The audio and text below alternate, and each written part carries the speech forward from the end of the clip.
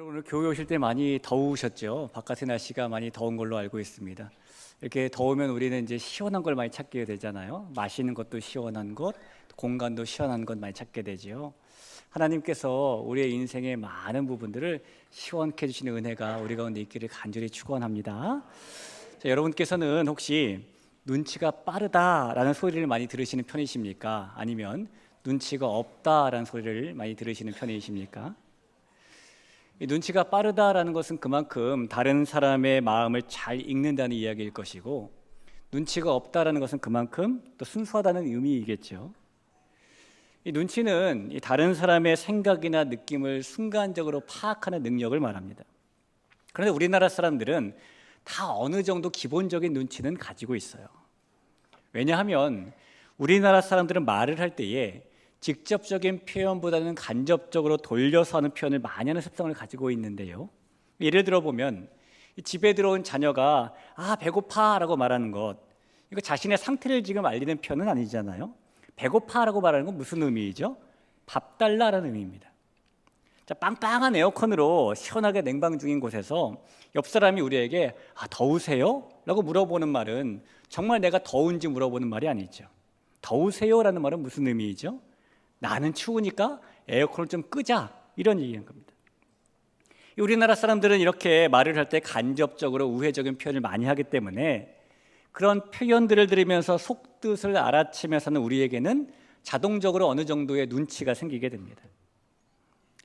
2019년에 영국의 데일리 메일이라는 일간지에서 Find your 눈치, 눈치를 좀 챙겨라, 이런 제목의 기사가 나온 적이 있었어요.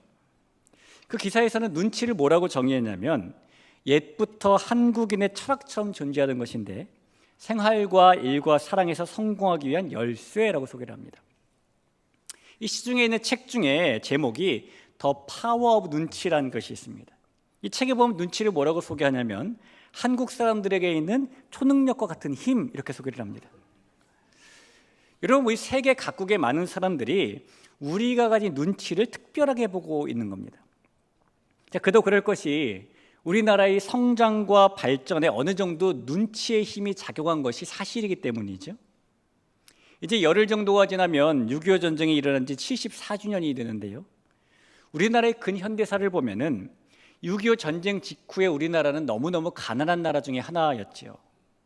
그때 우리는 웬만한 아프리카 국가보다도 더 빈곤한 나라였습니다. 그런데 그랬던 우리나라가 성장과 발전을 이루었고 반세기 만에 개발도상국에서 선진국의 대열에 올랐었어요. 지금은 세계에서 부유한 나라 중에 하나로 손꼽히게 됩니다. 이 OECD 회원국 중에서 원조를 받다가 다른 나라에 원조를 둘 수 있게 된 나라는 우리나라가 유일합니다. 지금은 우리나라의 많은 부분이 세계에 퍼져 있는데 K-팝이 빌보드 차트에 오르기도 하고요. K-뷰티라는 것이 전 세계적으로 영향을 떨치기도 하고, 이렇게 문화 강국의 모습도 보여주고 있죠. 여러분, 어떻게 이런 놀라운 일이 가능하게 된 것일까요? 우리나라의 이런 발전에는 이 빠르게 바뀌는 세계 각국의 필요를 눈치채는 능력, 또 그에 따라서 신속하게 대응하고 그 나라들의 필요를 채워주는 능력이 일조한 것이 부인할 수 없는 사실입니다. 그 능력이 세계 열강들 속에서 세상과 시대를 바라봤던 눈치의 힘이었던 것이죠. 여러분, 우리에게도 이 세상을 보는 힘, 시대를 읽는 힘이 필요한데요. 특별히 성도에게는 눈에 보이는 세계를 보는 힘도 필요하지만 눈에 보이지 않는 세계를 보는 힘도 필요합니다. 이 개혁주의 신앙고백서인 웨스트민스터 신앙고백의 창조에 관한 신앙고백을 보면은 이런 내용이 있어요. 성부, 성자, 성령 하나님께서 그의 영원하신 능력과 지혜와 인자하심의 영광을 나타내시기 위하여 창조하셨다라는 고백이 있고, 또 하나 어떤 고백이 있냐면 삼위일체 하나님께서 무에서부터 세상을 6일 동안 창조하시되 그 안에 있는 모든 것들을 보이는 것이든 보이지 않는 것이든 창조하셨다라는 고백이 있습니다. 그러니까 하나님께서 우리 눈에 보이는 세상만 창조하신 것이 아니라 눈에 보이지 않는 것들 세상도 창조하셨다는 것입니다. 그래서 하나님의 자녀인 성도에게는 이 눈에 보이는 세상과 눈에 보이지 않는 세상을 읽고 그 세상을 살아갈 힘이 필요한 것이죠. 여러분, 오늘 이 주일 이 시간에 예배드림을 통하여서 하나님께서 주신 이 말씀을 같이 상고할 때에 우리가 이 눈에 보이는 세상과 눈에 보이지 않는 세상을 사는 힘이 도대체 어디에서 얻을 수 있는 것인지, 어디에서 오는 것인지, 또한 우리가 어떻게 하면 그 힘을 가지고 이 세상을 능력 있게 살 수 있게 되는 것인지를 만나봤으면 좋겠습니다. 하나님께서 이 시간에 우리에게 보이는 세상과 보이지 않는 세상을 읽는 영적인 눈치를 좀 깨워주시고 그 세상을 살아갈 수 있는 힘을 주시는 시간 될 수 있길 주님의 이름으로 축복합니다. 오늘 본문의 배경을 보면은 예수님께서 제자들과 빌립보 가이사랴라는 지역으로 가신 말씀으로 시작을 합니다. 그리고 그곳에서 예수님께서는 제자들에게 사람들이 나를 도대체 누구라고 생각하니? 라고 물으셨대요. 27절에 그 말씀이 있죠.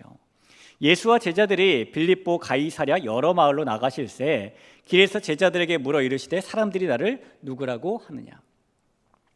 이 빌립보 가이사랴 혹은 가이사랴 빌립보라고 불리는 이 지역은 갈릴리 호수에서 북쪽으로 한 40km 쭉 올라가면은 만나게 되는 그런 곳입니다.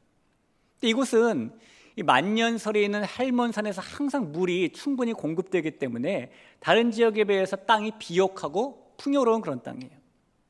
옛날에 가나안 시대 때는 그 풍요로움과 비옥함을 바알이 준다고 생각해서 가나안 민족들이 그곳에 바알을 숭배하는 신전을 세우게 됐어요. 그러다 세월이 흘러서 로마라는 제국이 지중해 연안을 다 차지하게 되었습니다. 그때에 로마의 첫 번째 황제였던 아우구스투스가 그 지역을 헤롯 대왕에게 선물로 하사를 합니다. 헤롯 대왕이 보니까요, 로마 제국의 황제가 자기에게 땅을 선물로 준 거예요. 너무 감격해서 그 땅에다가 그 황제인 아우구스투스를 위해서 당시 그리스 신화에 존재하는 신 중에 한 명인 판이라는 신의 그런 이름을 가진 신의 신전을 지어주었어요. 비록 이두메 사람으로 이방인이었지만 공식적으로 유대인의 왕자리에 앉아있던 사람이 우상신전을 세웠다는 겁니다. 여러분, 그리고 세월이 지나서 그 헤롯 왕이 죽게 되었습니다. 그리고 그 땅, 조금 전에 말씀드린 이 땅은 누가 가지게 되었냐면 헤롯의 아들이었던 헤롯 빌립이 가지게 되었는데요, 이 사람은 로마를 너무너무 좋아하는 사람이었어요. 문화도 헬라 문화를 너무너무 좋아하는 사람이었습니다. 그래서 그 땅을 자신의 나라의 수도로 삼고 이 땅을 내가 로마처럼 만들어버리라, 헬라 문화가 정말 풍성한 것으로 만들어버리라 라고 생각을 하고 로마의 당시에 유행하던 목욕탕들도 갖다가 막 짓고 헬라 문화들을 막 접목시킵니다. 그러면서 말하기를 내가 이 땅을 이렇게 로마에 가깝게 헬라식으로 만드는 것은 다 황제를 위해서 하는 거야 라는 의미로 그곳의 이름을 로마 황제를 부르는 가이사랴라고 부르기 시작하는 것이죠. 그래서 그곳의 이름이 가이사랴가 되었어요.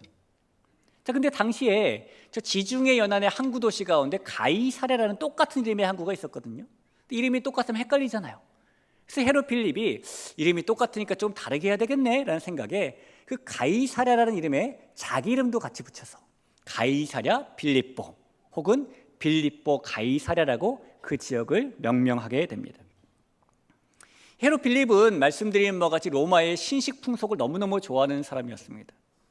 그래서 그는 로마의 문화를 이 빌립보 가이사랴의 아이콘으로 삼았는데요, 그 결과 빌립보 가이사랴는 로마의 선진 문명이라는 이름 아래에 퇴폐와 음란이 가득한 곳으로 변해버리고 또한 이색 종교를 추구하던 사람들이 몰려들면서 이 판이라는 이름의 우상을 섬기는 제사장들과 여사제들의 유혹이 넘치는 곳으로 변해버렸습니다. 여러분, 이렇게 이 빌립보 가이사랴라는 지역이 어떤 곳인지를 알고 날 때에 예수님께서 그곳에서 제자들에게 사람들이 날 누구라고 하느냐라고 질문하신 것은 그냥 아무 이유 없이 뜬금없이 하신 것이 아니다라는 사실을 우리가 알게 되는 것이죠.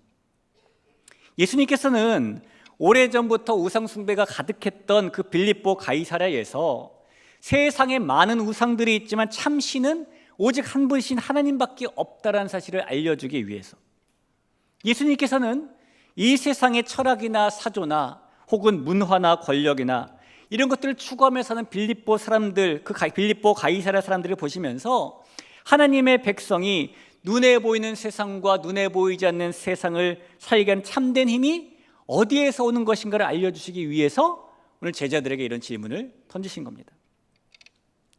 여러분, 사람이 살아가는 데는 반드시 힘이라는 게 필요하죠. 이 몸의 힘도 필요하고요, 또 지적인 힘이 필요할 때도 있고 마음의 힘이 필요할 때도 있습니다. 대체로 무난했던 사람이 어느 순간에 갑자기 신경질적으로 변하게 되고 짜증이 많이 늘어나는 경우도 생기게 되는데, 이 사람들이 아무 일도 없다가 갑자기 신경질적이 되거나 짜증이 늘거나 모든 것이 귀찮다고 여겨지게 되는 것은 그 사람의 몸과 마음이 지쳐있기 때문이기도 하지만은 대부분 실제로는 그 사람의 체력이 떨어졌기 때문이래요. 몸에 힘이 약해졌기 때문에 그런다는 겁니다. 이 사람은 힘이 있어야 몸에 저항력도 생기게 되고, 힘이 있어야 성격도 좋아지게 되고, 집중력도 좋아지고, 호흡도 길어지게 되고, 표현력도 향상된대요. 여러분, 이런 힘은 우리가 좋은 음식 잘 찾아 먹고, 몸의 휴식을 잘 취하고, 적절한 운동도 하고, 건강관리를 하면은 어느 정도 얻을 수 있는 것이잖아요. 이 마찬가지로 우리가 성도로서 눈에 보이는 세상과 눈에 보이지 않는 세상을 살게 하는 힘도 꼭 필요한 것인데, 그럼 여러분, 그 눈에 보이는 세상과 눈에 보이지 않는 세상을 살게 하는 그 힘은 어떻게 하면 얻어지는 것일까요? 마찬가지로 우리가 좋은 음식을 먹고 몸의 휴식을 가지고 건강관리를 하고 적절한 운동을 한다고 그 힘이 얻어지는 것은 아니지 않습니까? 여러분, 그 힘은 우리가 예수님을 누구라고 고백하느냐에 따라서 얻을 수 있는 겁니다. 자, 왜 그런지 오늘 말씀을 통해서 한번 이유를 찾아볼까요? 예수님께서 사람들이 날 누구라고 하느냐라고 물으시자 제자들이 예수님을 사람들이 세례 요한이라고도 엘리야라고도 혹은 선지자라고도 합니다라고 대답을 합니다. 오늘 28절에 그 기록이 있는 것이죠. 제자들이 여짜와 이르되 세례 요한이라 하고 더러는 엘리야 더러는 선지자 중에 하나라 하나이다. 이 세례 요한은 당시에 가장 위대한 설교자였어요. 얼마나 위대한 설교자였는지 많은 사람들이 그의 말씀을 듣고자 원근각처에서 모여들었습니다. 그리고 그의 말씀을 듣고 사람들이 죄 사함을 목적으로 얻게 하는 세례를 받았죠. 근데 사람들이 예수님의 말씀을 듣다 보니까 예수님께서 그 세례 요한 같은 분이시네? 라고 생각했다는 겁니다. 엘리야는 구약을 대표하는 능력의 사람이었어요. 엘리야가 기도했을 때에 사르밧이라는 곳에서 현대판 만나의 기적이 일어났고요. 또 그가 기도했을 때에 그 사르밧 과부의 죽은 아들이 살아나기도 했습니다. 뿐만 아니라 그가 기도했을 때에 제단 위에 하늘 위에서 불이 떨어지기도 했고 온 땅 위에 비가 내리기도 했습니다. 사람들이 예수님의 능력을 보면서 예수님께서 그 엘리야 같이 능력 있는 분이시네? 이렇게 생각했다는 겁니다. 또한 사람들은 예수님을 하나님께서 보내신, 하나님께서 특별하게 쓰시는 선지자라고 생각하기도 했대요. 제자들이 이렇게 사람들이 예수님을 범상치 않은 분으로 여깁니다 라고 지금 대답을 하고 있는 것입니다. 그런데 그 대답을 들으신 예수님께서 이번엔 제자들에게 물으셨죠. 그러면 너희는 나를 누구라고 하느냐? 너희도 그 사람들처럼 나를 위대한 스승, 뛰어난 설교자, 특별한 능력을 가진 사람으로 생각을 하느냐? 나는 너희가 무슨 생각을 하는지 궁금하다. 나를 가장 가까이서 지켜보고 있는 너희는 나를 누구라고 하느냐? 라고 물으신 것입니다. 여러분, 그때 우리가 잘 알고 있는 것처럼 베드로가 예수님께서 손뼉을 치시면서 칭찬하실 만한 대답을 하게 되지요. 29절을 볼까요? 또 물으시되 너희는 나를 누구라 하느냐? 베드로가 대답하여 이르되 주는 그리스도 신이이다 하매. 이 말씀에서 우리말 성경 번역에는 빠져 있지만 이 원어 성경에 보면 베드로는요, 주는 그리스도시다 라고 고백을 할 때에 그리스도라는 말 앞에 정관사를 하나 집어넣었어요. 정확히 번역을 하면 어떻게 되냐면 베드로가 주는 그 그리스도이십니다. 다시 말하면 주는 우리가 기다려왔던 바로 그 그리스도이십니다 라고 이렇게 고백을 했다는 것입니다. 여러분, 베드로의 이 신앙 고백에서 우리가 눈에 보이는 세상과 눈에 보이지 않는 세상을 살 수 있는 힘을 어디서 얻게 되는가, 어떻게 하면 그 힘을 가지고 이 세상을 능력 있게 살 수 있게 되는가, 그 원리를 발견하게 됩니다. 오늘 본문에서 베드로의 정답을 들으신 예수님께서는 뭐라고 하시냐면은 아무한테도 말하지 마 이러십니다. 30절을 보시죠. 이에 자기의 일을 아무에게도 말하지 말라 경고하시고. 그런데요, 오늘 이 본문과 똑같은 내용이 기록되어 있는 마태복음 16장에 보면은 예수님께서 제자들에게 아무한테도 말하지 마 이런 경고를 하시기 전에 먼저 베드로에게 칭찬과 축복의 약속을 하셨어요. 자, 마태복음 16장 18절 19절을 볼까요? 또 내가 내게 이르노니 너는 베드로라. 내가 이 반석 위에 내 교회를 세우리니 음부의 권세가 이기지 못하리라. 내가 천국 열쇠를 내게 주리니 내가 땅에서 무엇이든지 매면 하늘에서도 매일 것이요 내가 땅에서 무엇이든지 풀면 하늘에서도 풀리리라 라고 말씀하셨다는 겁니다. 그리고 나서 아무한테도 말하지 마 이러셨다는 거예요. 내가 땅에서 무엇이든지 매면 하늘에서도 매이고 땅에서 무엇이든지 풀면 하늘에서도 풀리리라. 여러분, 여기서 말하는 땅이 무엇일까요? 이 땅은 우리가 살고 있는 눈에 보이는 세상을 말하는 것이죠. 그럼 여기서 말하는 하늘은 뭘 말하는 것일까요? 이 하늘이 우리가 쳐다보는 우리 머리 위에 있는 저 푸른 하늘 혹은 잿빛 하늘을 말하는 것은 아닐 겁니다. 여기서 하늘은 눈에 보이지 않는 세상을 말하는 거예요. 자, 예수님께서는 지금 예수님께서 누구이신지 정확한 신앙 고백을 한 베드로에게 땅에서 무엇이든지 매면 하늘에서도 매인다, 땅에서 무엇이든지 풀면 하늘에서도 풀린다. 즉, 이 눈에 보이는 세상에서 어떻게 매고 어떻게 푸느냐에 따라서 눈에 보이지 않는 세상을 살아가는 힘을 얻게 된다라고 말씀하신 거예요. 자, 그럼 여러분, 우리가 이 눈에 보이는 세상과 눈에 보이지 않는 세상을 사는 힘은 어디에서 얻게 되는 겁니까? 이 베드로가 예수님께 들었던 말씀을 비추어 볼 때 그 힘은 예수님께서 누구신지 고백하는 신앙 고백에서, 예수님께서 누구이신지를 분명히 알고 믿는 그 신앙에서 얻게 되는 것입니다. 우리 성도 여러분, 예수님께서 누구이신지 바로 고백하는 사람이 눈에 보이는 세상뿐만 아니라 눈에 보이지 않는 세상을 살아가게 하는 힘을 얻게 된다는 사실을 믿으시기를 바랍니다. 이 성경에서는 분명히 우리가 예수님께서 누구이신지 고백하고 믿는 일 자체에 능력, 힘이 있다고 말씀해요. 우리가 잘 아는 요한복음 1장 12절이 있죠. 이 말씀을 아마 대부분 암송하시는 분들도 계실 겁니다. 우리 이 말씀을 같이 한번 소리내서 읽어볼까요? 자, 읽어보겠습니다. 영접하는 자, 곧 그 이름을 믿는 자들에게는 하나님의 자녀가 되는 권세를 주셨으니. 자, 하나님의 자녀가 되는 뭘 주셨죠? 권세. 이 권세라는 말이 성경원어로 엑수시아라고 그래요. 엑수시아라는 말은 우리말 성경에서 권위, 권세, 권능 이렇게 번역이 됩니다. 그래서 그 안에는 힘이라는 의미가 내포되어 있는 단어가 엑수시아예요.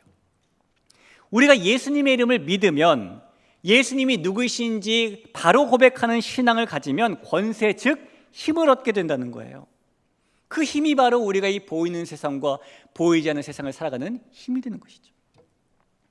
이 튀르키예라는 나라는 지금도 1년에 150만 대 이상의 자동차를 OEM으로 생산하는 나라입니다. 유럽의 자동차 공장이라고 불리는 나라인데요, 남의 나라 자동차만 열심히 그 땅에서 만들고 있는 거예요. 그런데 튀르키예도 60년 전인 1960년대에 자국 자동차를 만들어 봤던 적이 있습니다. 당시에 제말 귀르셀 대통령이 자국 자동차 생산 프로젝트를 선포하자 이 튀르키예의 모든 기술자들이 모여가지고 대통령에게 첫 번째 차를 선보일 날짜를 딱 정해놓고 밤을 새워가면서 자동차 엔진과 자동차를 만들어내기 시작합니다. 어느 정도 자동차가 완성이 됐는데 시간이 촉박하다 보니까 이 대통령이 있는 수도 앙카라로 가기 위해서 기차에다가 그 자동차를 싣고 기차 안에서 도색을 하게 되었어요. 근데 도색을 하다가 혹시라도 스파크가 일어가지고 사고가 생길까 걱정이 된 사람들이 이 자동차의 연료 탱크를 비워놓고 작업을 하게 됩니다.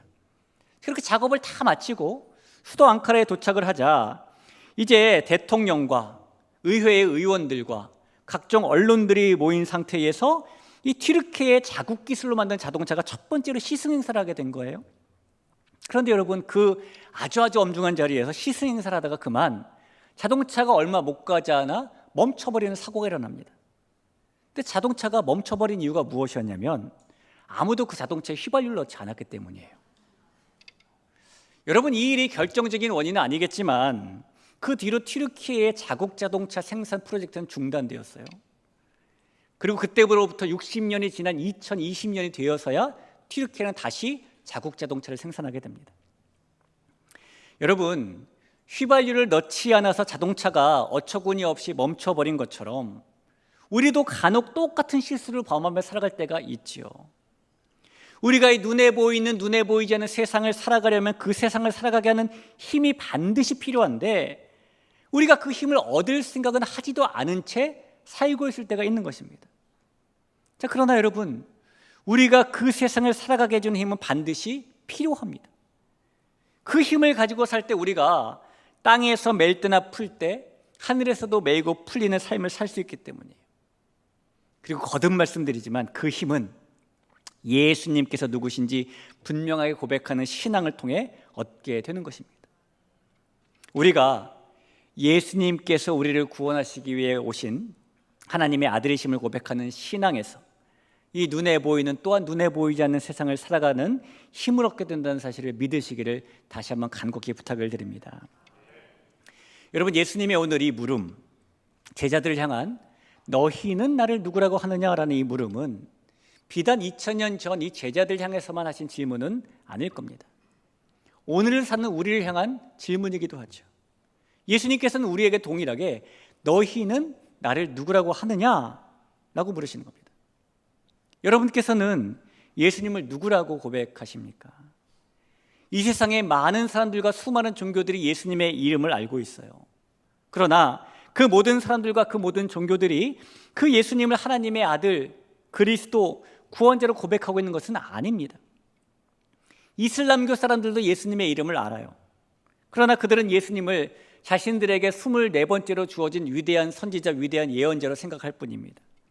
예수님의 이름을 알고 있지만 예수님께서 하나님이시라고 생각도 하지 않고 예수님께서 하나님의 아들이라고 믿지도 않고 있는 겁니다. 유대교 사람들도 예수님의 이름을 알아요. 그러나 그들은 예수님을 거짓된 선지자 혹은 실패한 사상과 조금 더 좋게 보면은 성공한 랍비, 그 정도로만 취급합니다. 예수님의 이름을 알고 있지만 그 예수님을 하나님께서 보내신 메시아, 자신들이 기다리던 그리스도라고 믿지는 않는 겁니다. 심지어 힌두교 사람들도 예수님의 이름을 알아요. 그들은 세상의 모든 종교가 힌두교에서 파생된 것이다 라고 생각을 하는데 이 예수님을 에이사라고 부르면서 자신들의 종교 안에서 파생된 신 중에 하나라고 생각을 합니다. 예수님의 이름을 알고 있지만 예수님을 유일한 구원자라고 믿고 있지는 않는 겁니다. 여러분, 그래서 다른 종교에서나 혹은 다른 사람들이 예수님을 어떻게 생각하고 있는가, 어떻게 받아들이고 있는가는 우리에게 그렇게 중요하지 않아요. 중요한 것은 내가 예수님을 어떻게 생각하고 어떻게 믿고 어떻게 고백하고 있는가이죠. 이 고백은 철저하게 개인적인 것이기 때문입니다. 저희 집에 대학교를 다니는 아들 녀석이 하나가 있어요. 저는 이 녀석이 어렸을 때부터 몇 번 자리에 앉혀놓고 예수님에 대한 믿음을 확인한 적이 있습니다. 너는 예수님이 믿어지냐? 너는 예수님이 너를 위해서 십자가에서 대신 죽으셨다는 게 믿어지냐? 이 아들이 이제 구원의 확신을 가지는 걸 확인하는 게 중요하잖아요. 그래서 여러 차례 그렇게 확인을 합니다. 그때마다 믿어진다 이렇게 대답을 하더라고요. 이 녀석이 초등학교 때에 교회 친구들과 함께 은혜를 받는 체험을 하고 신앙생활을 깊이 하다가 엄마 아빠가 한국관 다니니까 어쩔 수 없이 따라서 왔는데 이 새로운 교회가 처음에 정이 좀 안 들었던 것 같아요. 그러다 한 1, 2년 지났을까요? 아들 녀석이 중학교 1학년인가 2학년쯤 됐을 때에 아마도 제 생각에는 영적인 사춘기를 겪고 있을 때가 아니었을까 생각을 합니다만 어느 날 이렇게 물어보더라고요. 아빠, 나는 목사님 아들이라 계속 교회는 가긴 가는데 억지로 가야 될 때도 있고 난 왜 가야 되는지 모르겠어. 진작에 이렇게 말했습니다. 여러분, 그래서 제가 그 녀석에게 뭐라고 했는지 아십니까?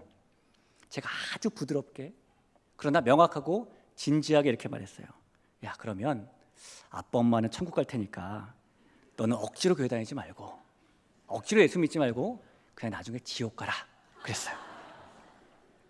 아들이니까 편하게 얘기한 겁니다. 물론 아들 녀석은 그 다음 주도 교회 잘 찾아갔고 지금도 믿음 생활 잘하고 있습니다.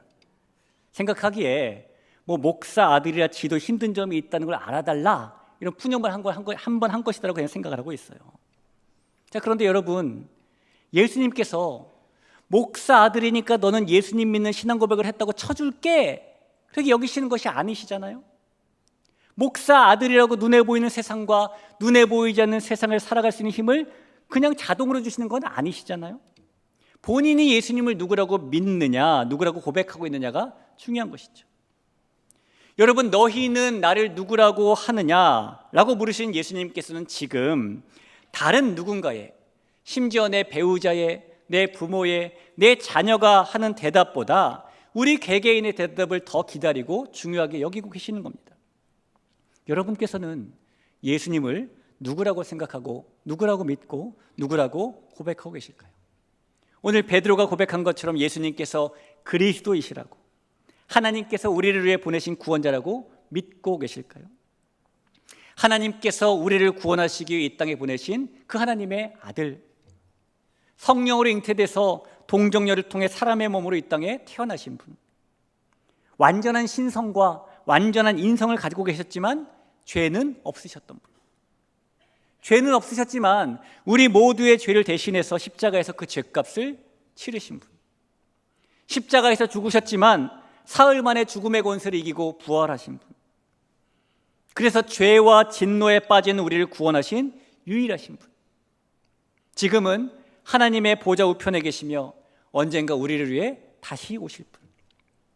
여러분, 다른 사람이 아니라 우리 자신이 예수님을 그런 분으로 믿고 고백해야 하는 것입니다. 사랑하는 대길교회 성도 여러분, 예수님께서는 저와 여러분이 구원을 받을 수 있도록 복음을 완성시키신 분이심을 믿으시기를 바랍니다.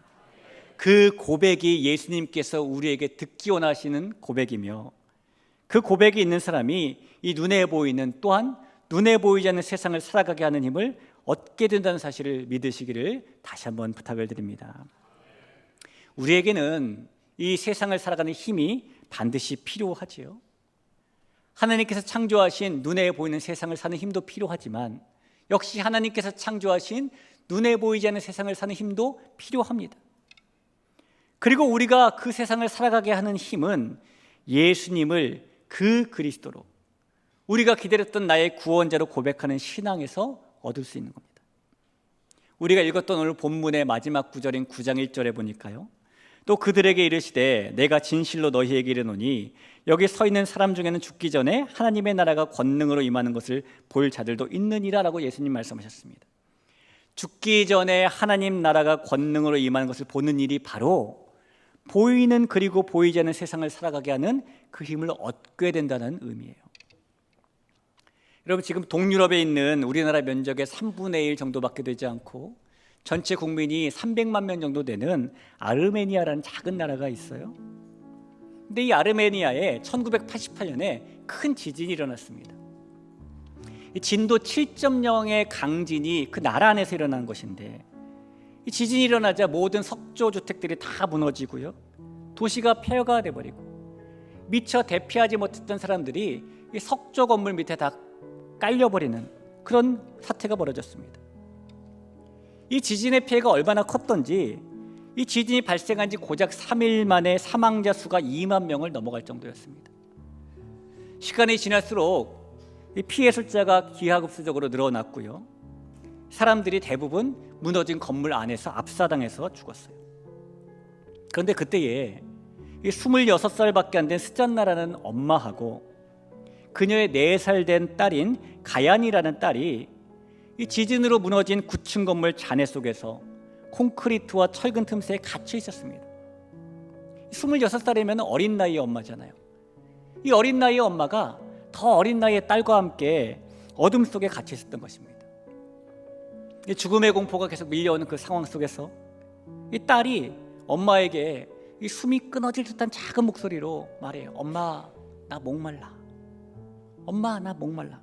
고통을 호소합니다. 그런데 엄마 스잔나가 어떻게 할 수 있는 방법이 없는 거예요. 마실 물을 구할 수도 없죠. 자신도 움직일 수 없는, 꼼짝 못하는 그런 상황입니다.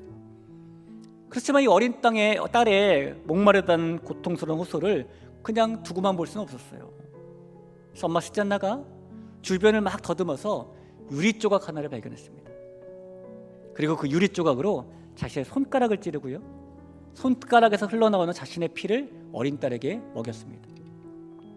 이 스잔나가 딸이 힘들어할 때마다 그렇게 차례차례 자신의 손가락들을 다 찌르고 피를 내어서 계속해서 딸의 입에 자신의 손가락을 물려주었는데, 그렇게 14일이 지난 후에 이 엄마 스잔나와 딸 가얀이가 극적으로 구출이 됩니다. 근데 구출 당시에 보니까 이 엄마 스잔나의 손가락 10개가 다 피범벅이 되어 있었어요. 사랑하는 성도 여러분, 예수님께서는 우리를 살리시기 위해서 손가락 끝에서만이 아니라 자신의 모든 피를 다 흘리신 우리의 구원자이십니다. 그래서 예수님께서는 우리를 구원하실 유일한 그리스도, 우리의 유일한 구원자가 된 사실을 알고 믿고 고백하는 것이 우리에게 필요한 가장 고상한 지식이고 우리가 살아가는 데 필요한 힘을 얻는 유일한 방법이에요. 성도 여러분, 이 자리에 있는 저와 여러분이 바로 그 예수님을 그리스도로 믿고 또 우리를 살아가게 하는 그 힘을 얻고 살아가야 될 사람인 줄로 믿습니다. 오늘도 예수님께서 우리에게 동일하게 물으시지 않겠습니까? 너희는 나를 누구라고 하느냐? 어쩌면 콕 집어 물으실 수도 있겠죠. 누구야? 너는 나를 누구라고 하느냐?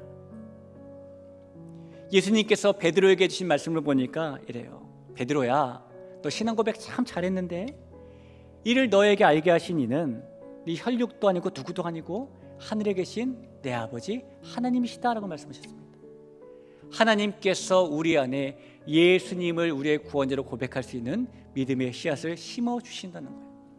그 씨앗이 우리 대길교회 모든 분들에게 심겨져 있기를 바랍니다.